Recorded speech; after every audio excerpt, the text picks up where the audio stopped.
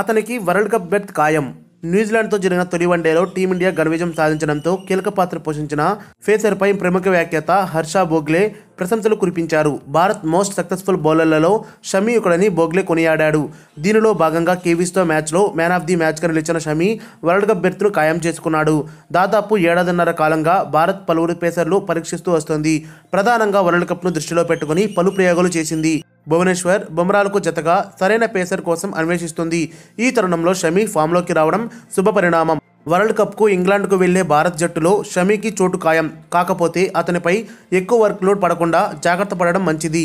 ఈ విషయం మాత్రం టీమిండియా యాజమాన్యం తగిన వ్యూహంతో ముందుకెళ్లాలి అని హర్ష భోగ్లే తెలిపారు. న్యూజిలాండ్తో తొలి వన్డేలో షమి 3 వికెట్లు సాధించి ఆ జట్టు బ్యాటింగ్ ఆర్డర్ను దెబ్బతీశాడు.